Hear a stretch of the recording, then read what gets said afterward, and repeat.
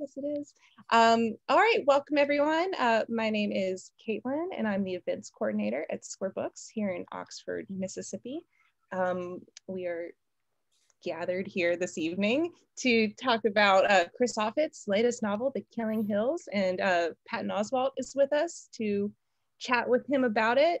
But before we dive into that, I wanted to tell y'all about a couple upcoming events at Square Books, and I'll try to be brief, so bear with me. Wednesday, June 23rd at 5:30 Central Time, Crossroads Book Group returns.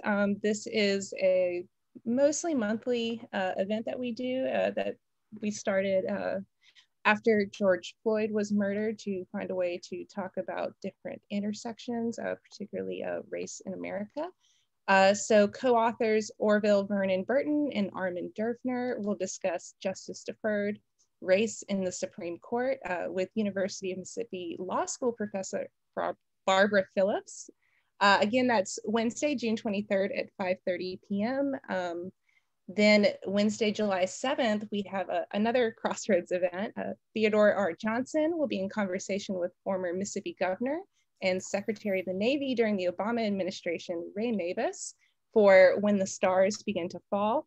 Kirkus Reviews calls the book calls the book an impassioned denunciation of structural racism that invites a search for lasting answers. Both Theodore and Secretary Mabus are lifelong civil servants, so I think that their perspective will be really interesting. Hope y'all can join us.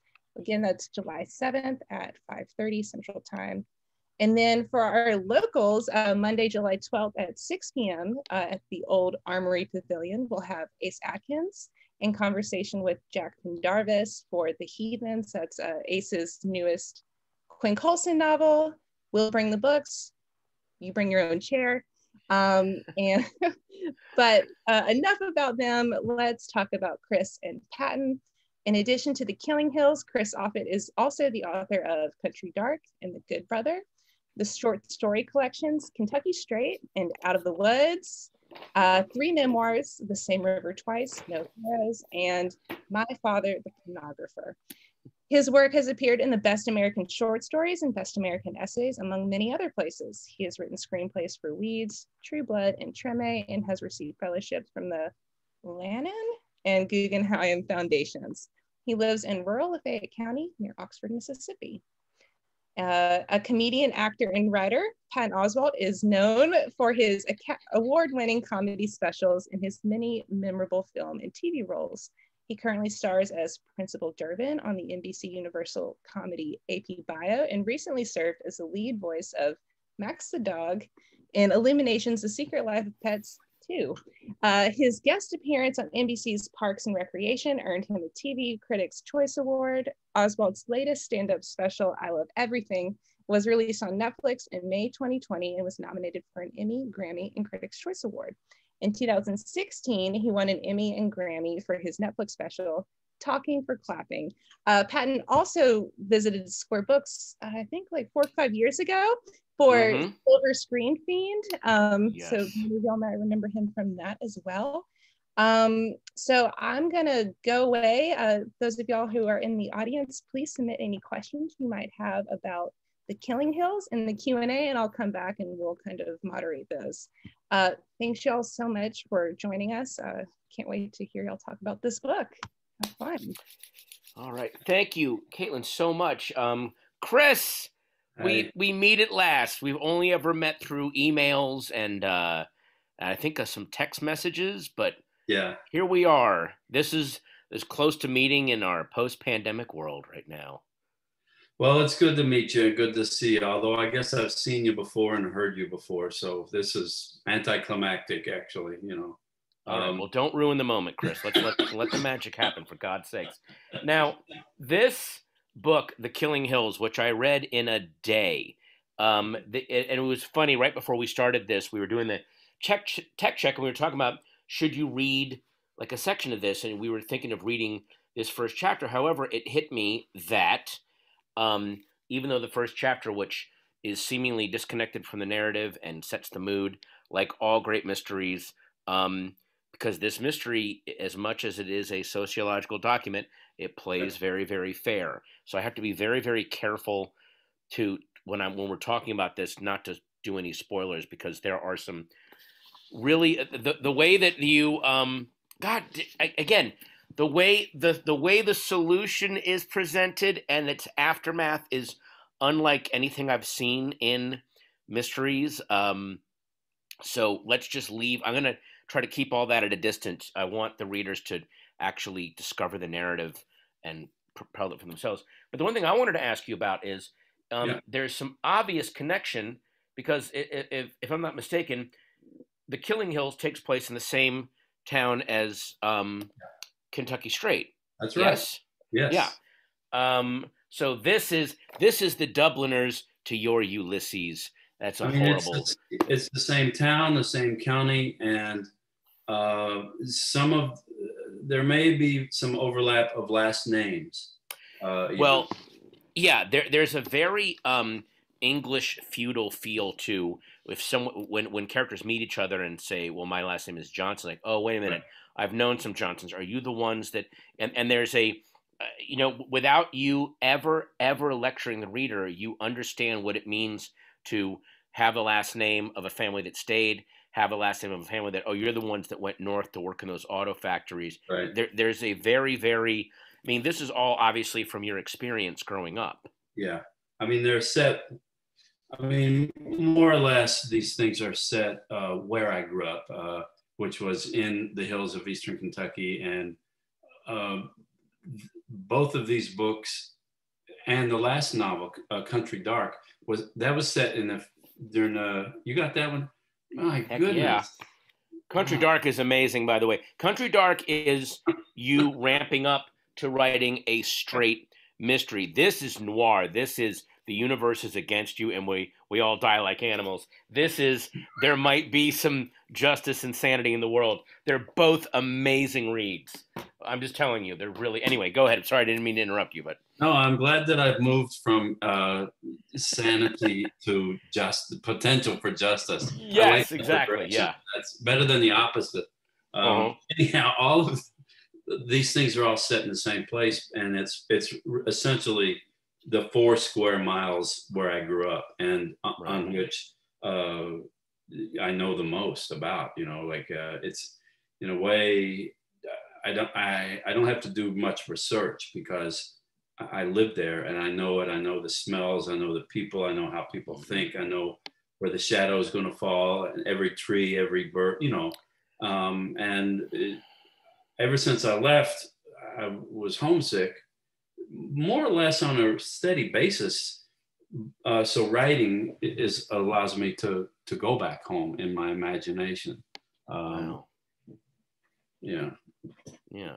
Well, that's another thing about this. The sense of place has a lot to do with the mystery, just like how Raymond Chandler's Los Angeles and Chester Himes' Harlem.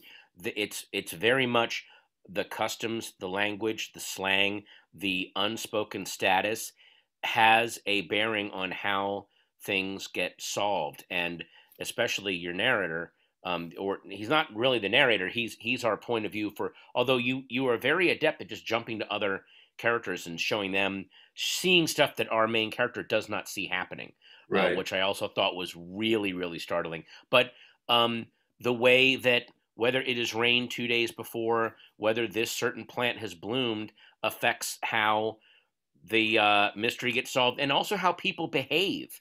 And he has to take that stuff, and for him it's second nature, but for us it's like, oh wait, I didn't know that was important. The way you approach a house, the way you speak about things is so crucial. Things could go horribly wrong if you misspeak, which people are, Eastern Kentucky, like Appalachia is a big area, but this little fragment of it that I write about, where I grew up, is the most isolated part of the USA. And it's isolated due to the geography. Like it was impassable. So as the westward expansion happened, they either went north around the hills or south around them and moved on. And then within this land, the people are also separated from each other by difficult geography. So you can be close if you walk through the woods to a neighbor's house, And which is what I did when I was a kid. We walked paths through the woods all the time. But to actually get there by car, you have to drive off the hill, hit the blacktop, turn, go all around, go up a holler, and then climb back up on the other hill. So that speaks to what you're pointing out, is like how you approach a house. And you know, most people have dogs, and there's not a lot of strangers. And if they don't know your car, you know, people may be curious as to why you're fooling around outside my house. Yeah, you're already approaching these people at such a deficit if you are a strange face or a car, like you said, a car they haven't seen. You've got to work yourself out of a hole, which is, you know, very much a part of it. Well, I mean, or you honk your horn to let somebody know so that they won't let the dogs jump on you if you go outside or something, you know? Yes, exactly. And there's even, again, and it's all very subtle. There are even ways, almost everyone he meets is holding a gun, but that's not dealt with as, oh my God, a gunfight's about to happen. People just have guns, and depending on how they hold them and where they hold them, that also sends a signal of, okay, I don't see you as a threat, but the gun is here. We both know it. Other people, if it's in front of me, I'm actually ready to, like, there's all these little bits of unspoken language and custom just with guns, and guns are not a big deal to people in this area. And it takes you a while to realize that. People talk about a gun culture, and I mean, it's, I wouldn't even call it a gun culture. People have guns because there's a maintaining of the pioneer mentality. Yes, that has stuck with the culture in the hills, and that is that a weapon is a tool, you know, with a specific purpose, and which is typically not shooting other human beings. You know, it serves a function, and you know, so yeah, I appreciate that you is keyed in on the fact that there's guns, but they're not treated as a lethal, even though they are, of course, but they're not the main part of it. Well, but you, like you said, they are, but that's not the first way that people in this area think of them. That's like the third or fourth way they think of them, you know? Yeah, I mean, one of the things, I don't think this is a spoiler, because like you mentioned, it's a murder mystery. When I was a kid, if there weren't too many homicides, right? Even though it's a highly armed place, the people just didn't go around shooting each other too much. And if they did, pretty much half the county knew who did it, and the other half had a pretty good idea. And a lot of people could also figure out why it happened, and nobody was going to talk to the police because, you know, it's just there's a sheriff, and the sheriff has a big territory to preside over. The sheriff is an elected official, which makes things very complicated, and people will expect the family to deal with it. So I wanted to have, part of this book came about of like, what would it be like if there is an actual homicide and no one really knows who did it or why, you know? Like this is a pretty good person, had no enemies, had no disputes with the neighbors or anything, or with a man or a woman, nothing. This would be like the first murder in a way. And then I thought, then I'll complicate it with having the sheriff had never investigate a homicide before. And she's a woman, which for that area creates a whole other area of suspicion, of resentment, of, wait a minute. Patton. Oh, can you hear me? Hello? Caitlin? Oh, we lost Patton. No, I hear him just fine. Oh. No worries. Oh, it's me. I'm unstable. Oh, are you okay? Can you hear me now? Yeah. It was. Oh, it's all good. All right. You know, she, just like a lot of other things in the novel, is a very, it's not, you don't hammer people over the head with it, but there's a thing where a character is talking about suddenly cell phones are here, and they're just there, they're there to stay, and also opiates, which again, you don't go all, how do I put this? You don't go all J.D. Vance with it. It is much more organic and much more real, where she's just a sign of things are changing. They're changing slower here compared with the pace of the rest of the country, but they are changing, and that's going to cause people to dig in and drop some, barriers. I mean, the biggest change I would say in the past, 20 or 30 years has been the internet, which is the biggest change throughout the country, and then cell phones. And then after that would have to be like paved roads and what we call town water, piped in water. So the change is there, but the change is elsewhere in the country, it's been incremental. In the hills, there's been these sudden leaps into the not the future so much, leaps into the present that the rest of the country has dealt with. And it can be a hard thing, like having a female law enforcement officer. Yeah. Right? That's not uncommon in many places. I don't know if there is one where I grew up. I'm sure there, I would hope there is one, but I wanted to see what it would be like to,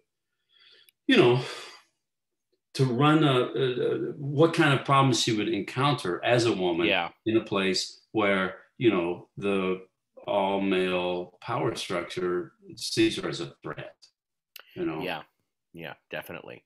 Yeah. I mean, you, speaking earlier about like different murders and, there are other murders referenced in the narrative from the past, and without ever saying it, both our main guy and other characters, like you said earlier, yes, they all know who did it, and a lot of them, without saying it, are like, it was probably good that person got killed. Like, they were being kind of horrible, and there was a reason that happened. And there is this, this is a weird comparison. It kind of reminds me of The Godfather. Like, that person being killed probably prevented way more bloodshed down the line, so maybe that balanced things out. Yeah, I mean, there's that. I don't think it's never good when, a human being dies, of course, especially violently. But yes, there is that idea that I don't even know if the word is sacrifice. There prevents more bloodshed down the road. And that's what Mick is. He's a combat veteran, and he's been investigating homicides in the Army, and now he's back. And the last thing he wants, his primary thing is not to solve the mystery so much as just to stop what he knows will be a cycle of bloodshed. Yes, exactly. There's going to be retaliations and stuff. That's another great thing that you do. This is a military trained interrogator. And so you talk about some of the techniques that he knows. But then here's what I love. There are a couple of interrogation scenes where you suddenly jump ahead in time, where you go 5 minutes later, he came out of the interrogation room and had to go call us. And you were like, oh, wait a minute. Something got said in that dialogue that I missed, that he caught, A, because he's a trained interrogator, but B, because he's from this area. And there was some little quirk of the conversation that I probably don't know about that was probably really crucial. It reminds me of there's a scene in Murder on the Orient Express where Hercule Poirot goes, you know what? You know how I knew you've been to America? Because you said, I can always call my lawyers long distance. If you were a British woman who'd never been to America, you would have gone, I can always make a trunk call to my solicitors. And that's how you slipped up. He doesn't say that till the end of the novel, but there's moments where and he explains it later, but I love those. It makes you go back and read the dialogue to go, what did I miss? Something clearly crucial just dropped, and he caught it and I didn't. And you just jump ahead to where, here's where the crucial stuff is, which is, I love that. I'm glad you like that. It's funny. I made up all that stuff, like I'm not a trained interrogator, but I just thought, this guy is, so I better at least try to make it look good, make it sound right. And I loved Sherlock Holmes when I was a kid, and I read Sherlock Holmes constantly, and he was observer, like that. He didn't have superpowers. He didn't have weapons. I mean, he just solved everything by observation, and then there was a term for putting it all together in his head, I can't remember the term he used. And I wanted to be a detective when I was a child. And I read Sherlock Holmes, and I thought, well, I better learn how to be a good observer.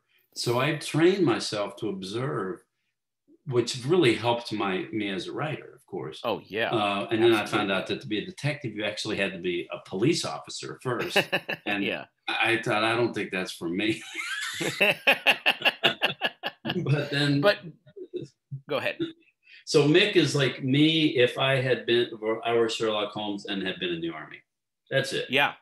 And his sister is his Dr. Watson, who, Dr. Watson is not a fool. He also knows what's going on, but there's a different level of thinking that's happening here that I thought was, again, Sherlock Holmes too, in that classic Sherlock Holmes tradition, he would have long dialogues with suspects, and he would seem like he's just past shooting the breeze, and then the suspect would leave, and he would turn to Watson and go, "Do you hear the third thing he said to me? Like that was like that's when I knew I had him." You're like, "Wait, what?" And like you don't realize what's important and what isn't, and that's what was so amazing to read and so fun, I mean, I had a lot of fun writing it too. I've never had more fun writing anything than I did with this book. And then when I finished it, I didn't know what to do with myself. And I thought, I just thought, well, maybe I'll write another one. We were in lockdown, and it's like, what? There's nothing else to do. So the second one is finished? Yeah. Yeah. Oh, can you send me? You can send me the galley, right? I mean, I'll still buy a copy. I mean, it's in manuscript. I mean, it's finished. It needs revision and all that stuff. Yeah, I want more Mick. I want more of this guy. He'll be back. The sequence where he goes and gets the engine block to put in the back of his pickup truck to make it heavy in the back so you can go. Is that a thing that you had to do growing up? You had to weigh down the back of your vehicle so they would go up these mud hills? Yeah. I mean, a lot of this stuff, it may not be as germane now, because in a way I had the world that Mick lives in is to some extent the world that I grew up in, except with opiates and cell phones, right? Right. Yeah. And blacktop. And so now there's probably cars with front wheel drive and 4-wheel drive, but if you have a vehicle with rear wheel drive, an old pickup, he drives an old pickup truck. Yeah. You got to weigh it down to get up either a muddy road or a snowy road or stuff like that. And it's got to be, you got to weigh it just right. Because if it's too much, that's bad for your shocks. You're going to ruin your truck. Yep. Can't do that. Now, you said you had a lot of fun writing this. Did you work backwards? Did you have the solution and the motive for the killing first and then work backwards from there? Or how did you do it? How did you plot it out? I didn't plot it out, and I did not work backwards. And my idea, I read an interview with Minnesota Fats, the great pool player, and they said, would you have any tips on breaking the balls? Because he was known as a great breaker. And he said, I just hit them hard and hope. That's all he said. And so that is kind of how I try to write every day. I get up in the morning, I sit down, I try to hit them hard and hope. And then I often, midway through the book, with this book, is like, man, I don't know what's going to happen next. I'm not really sure who killed this lady. And my idea who did it before is not going to work out because I've written all this other stuff. So I just kind of see what I write to see what it is I've written, and then try to figure out a way to fold it together, and get some semblance of an ending to shoot for at the midway point. I'm sure it's not very efficient, but it certainly keeps me engaged, And it's that when the author is truly surprised, the protagonist is surprised, and the reader is surprised. There are moments of real that feel like real discovery, where because you're following along with Mick, are starting to make up your mind about things, and then a couple of things come along that just screw that whole theory up. Now what do I do? And that feels like a very authorial. You're actually embracing the fact that you've got yourself in trouble. And that's exactly, what else can I do if I don't embrace the fact that I've written myself into a corner, so to speak. And then what? paint myself out. You can't paint yourself out of a corner, climb the wall, or just see what happens. Part of it also is to put a character under pressure, imaginary character under pressure and in intense circumstances, just to see how he's going to react. I mean, Right. maybe acting is that way, right? Acting is acting. What's they say? Good acting is reacting, so to speak. Yeah, especially if you're in a scene with someone who's giving you something where you actually don't have to act, where it is you reacting, and then you're funneling the lines through your actual real emotional reaction to what is being thrown at you. Those moments are amazing, and they always work. Well, I think that's something similar I tried with this, is to put pressure on Mick and these other people and see what they do and say, and then just essentially write down what they say and transcribe their actions. I know it sounds like some crazy thing, but it is it's a crazy undertaking to invent characters and tell a story alone in a room day after day. Yeah, that's a great way to think of it. I'm just writing down what they're saying. It gives them more agency, and again, it makes it so much more exciting. Well, it also reduces pressure on me to have to try to think, oh, what would they say if this happened? I don't worry about it. Like they become their own people, and I give them, like you say, the agency, but I try to give them the latitude they need to do and say anything. The one thing that I would say, a caveat to this, is that my first drafts are really long. Oh, really? And you got to go through and go, this guy doesn't need to talk about all that stuff. Yeah. We can actually There's get some of that. Like, even that scene that you mentioned when he buys that old engine for the back of his truck. Yeah. I mean, that thing originally went on for like 10 or 12 pages. What? Well, they just started talking. Wow. You didn't want to interrupt him. That's rude. You don't want to. That's rude. It's rude. It's rude. That's amazing, because this is such a slim and efficient book, and I mean that as a compliment. I mean, it packs so much story and texture and history of this place. I mean, you really get a feeling for the weather at different times of the day, the rain and the heat and all that. But it's so efficient. It's fantastic. So, well, thanks, man. I mean, I worked pretty hard on it. So my idea is to, I always wanted to read like a poem, but move like a thriller. Oh my God, I'm so writing that down. Wait a minute. That's the writer's Muhammad Ali quote. Read like a poem, move like a thriller. Float like a butterfly. Yeah. I literally just wrote that on a Post-it on my laptop. Hang on. Okay. All right, good. Got it. Well, with that, how about you and I have been gabbing for half an hour now. Why don't we open it up to, we have a lot of questions here in the chat, and I'm going to let the fantastic Caitlin handle these and moderate. That's kind of you. Yeah, we do have lots of questions. Okay. So, all right, I'll just kind of like hop around. Let's see. Okay, this is a great one. They're all great, but I'll see if we can get to them all. During your writing process, do you think about your audience as a general readership or various kinds of audiences? Specifically, do you give special consideration for your Kentucky audience while you're writing? No. The answer is no to all of those options. When I first started writing and people would talk about audience and readers and all, and I'd be like, I mean, it's just me. There's nobody looking over my shoulder. There's nobody under the desk. It's me. I'm trying to write something that I would like to read. And I've read a lot, and a lot of good and a lot of bad. So I don't ever think about that kind of stuff. And I certainly wouldn't want to limit myself in terms of like, well, this kind of audience or that kind of audience. I really just want to get out of the 3 or 4 hour writing session per day in as good a mood as possible. So I'm the audience. And if I do that well, maybe it'll translate to other people would like it too. Totally. That makes sense to me. I think you can apply that to life even. All right. Here's another one. So Adam would love to know how, Mr. Offutt, how writing for television after focusing on literary fiction affected your return to writing books, and what lessons did you learn from writing for the screen? And okay, I'm sorry, I'm not doing a very good job of reading. What lessons? It's not good.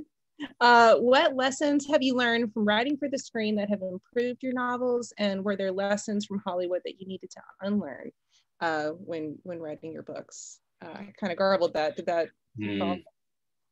Well, I always think visually in the first place, and I studied I went to college at Moorhead in Eastern Kentucky and studied theater and art. So I think visually, and I think that helps my novel writing. And I think it was a big boon when I switched over to start writing for Hollywood, because it's a visual medium. I don't know what working out there taught me, or other than how to write a screenplay and how to deal with 100 people working together to try to shoot a 30-second shot, unrelated to anything having to do with me being alone in my room where I am right now. So I also don't think I'm objective enough to know what I learned from it and can apply. Sorry, Adam, I think it was Adam. I think that a more objective reader, such as yourself, Adam, might be able to write an essay along those lines. I really don't know. I hope I've learned something. I try to learn all the time. I'm a bad, you garble, I'm a bad answer. I mean, you're like just unknowable.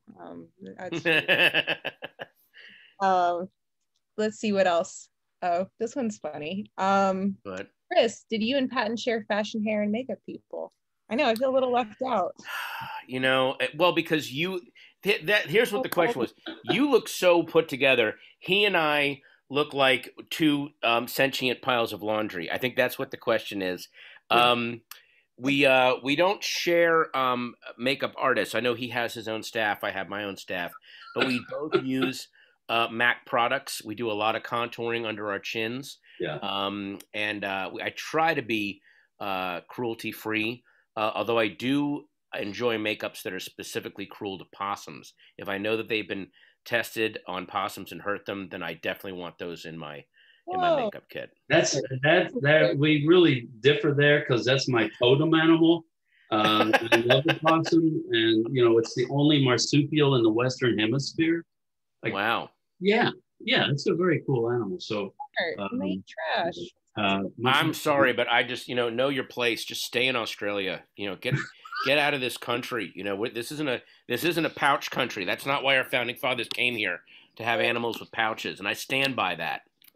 I was holding that sign on January 6th when I stormed the Capitol. No pouches on our animals. It is not a pouch country. It's not a pouch country. That's like don't tread on me or something, right? Yeah, exactly. It's not a pouch country. No, here's my makeup staff. Like, I take a shower and do this and then do that. Yeah. Which that's it. That's my whole staff.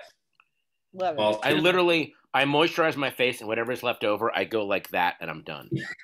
That I'm not kidding. That is my routine. Yeah. Well, in LA, you need to moisturize your face. Here in Mississippi, we don't. We don't worry about that. We don't.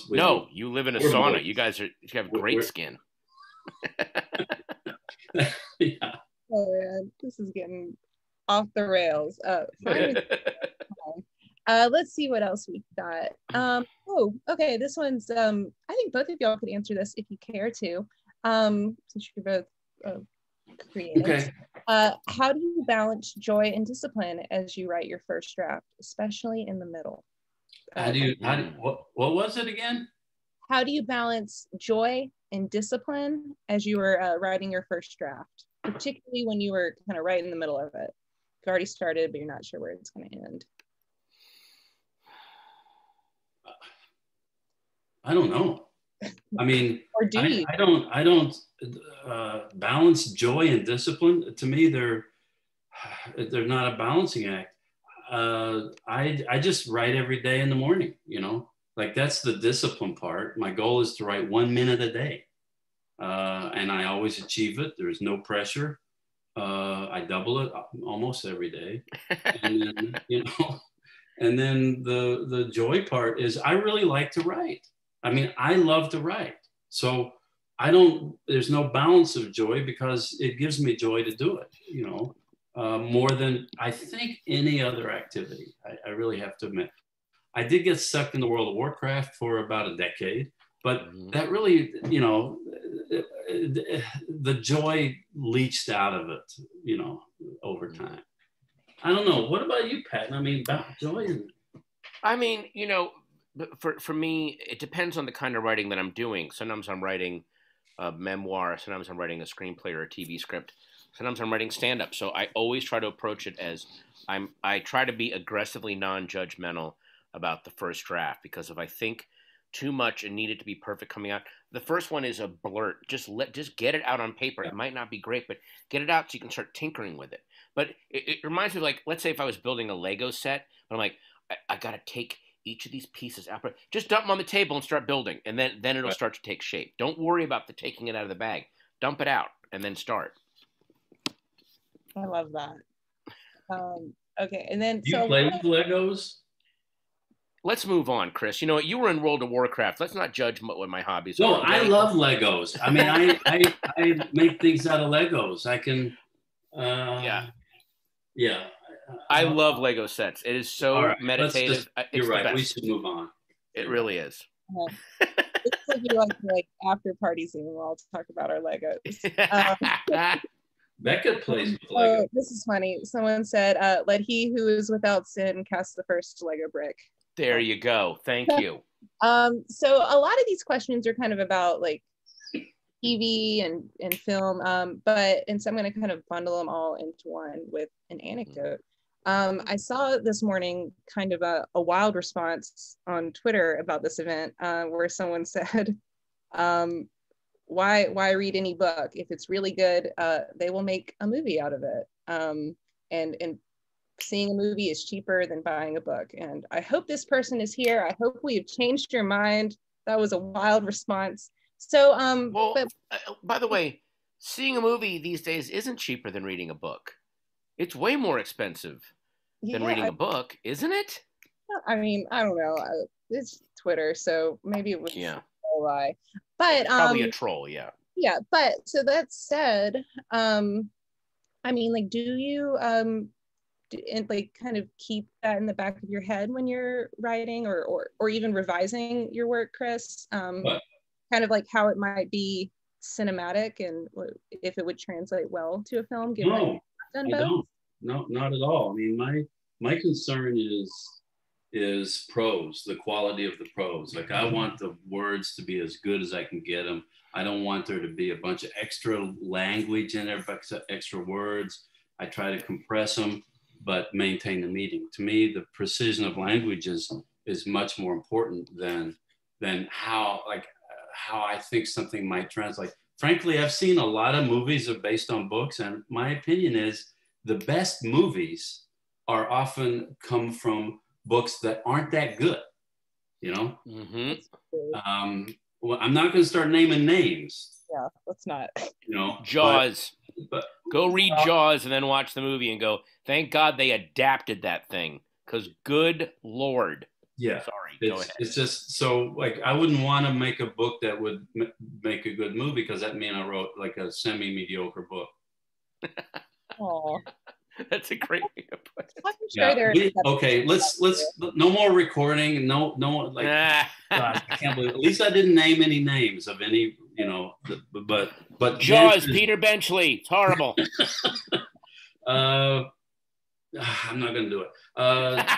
The answer is no. I never think that way. You know, I just think about exactly what's going on, who's in the room or outside. Most of my books, they take place outside because I like the outside, and what they're hearing, what they're smelling, and what they're thinking and what they're feeling, right?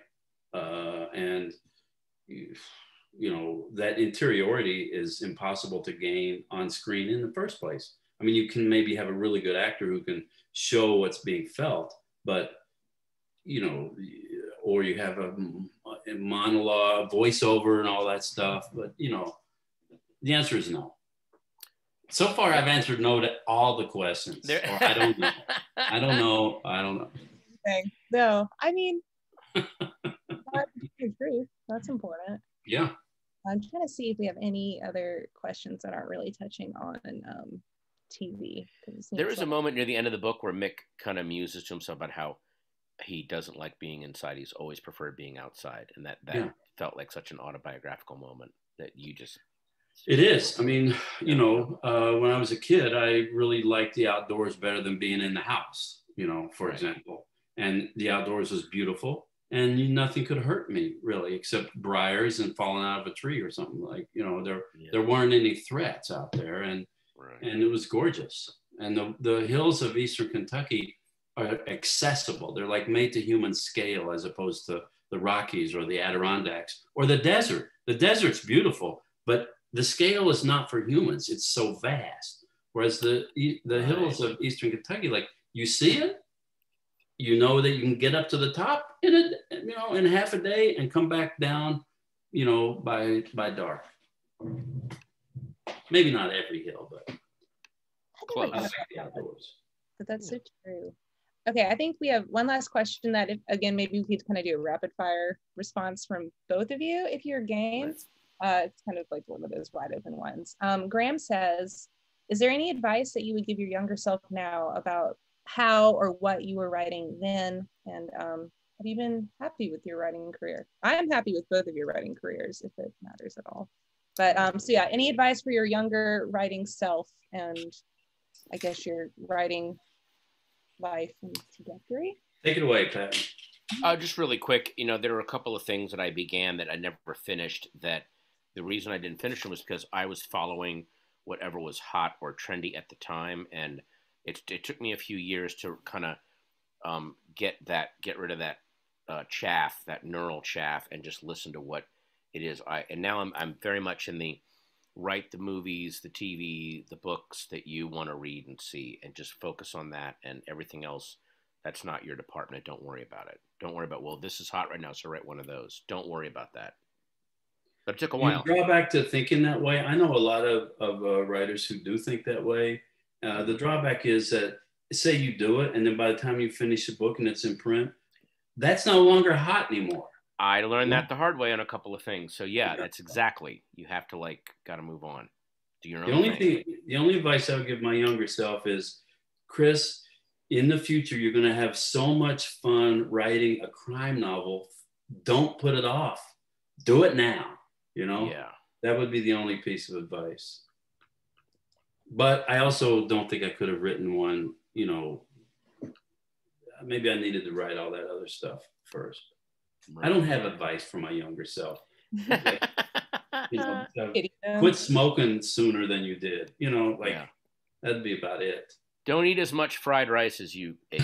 Stop it. Come on. Not every meal, dude. I know it's delicious, but come on. Yeah. Some vegetables. Just put some raw veggies in there. Weirdo. I don't know. As a fried rice fan, I don't endorse.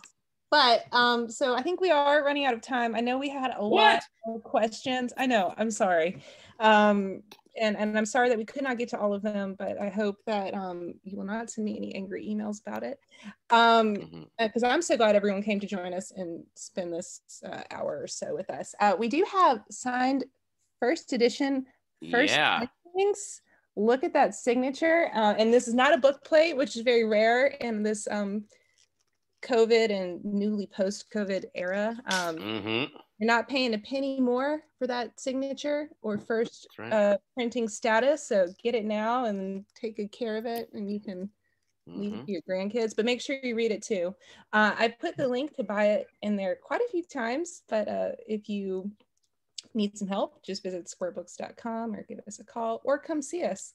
I'm so glad that you both made the time to do this. This has been really fun. And I was flattered to get asked, and I miss Square Books so much. And there was a quick question in one of the chats. Have you read any of Chris's memoirs. I read The Same River twice. This is fantastic. And there is a moment where he goes to the big city and obliges a woman's request for him to talk dirty in bed. And it is one of the funniest, most cringiest moments I've ever read in a memoir. That is worth the price of admission alone. Mwah. Thank you. I did not know what she meant exactly. Well, it's clear that you didn't, and let's leave it at that. I'm going to link to buy that one as well. You can buy Chris's whole, is it oeuvre? I'm never sure how to pronounce it. Oeuvre. This is, I have no idea. This has been a lot of fun, and I'm sad to end it. And I know. Yeah. No, great. We can do it in person. Drinks at City Grocery. We put it on Richard here of the Bookstores tab. But for now, I hope everyone has a wonderful evening and good health, happy reading, and we'll hope to see you all around. Thanks, everyone. Yes, thank you. Thank you, Caitlin. Thank you, Patlin. And thank you.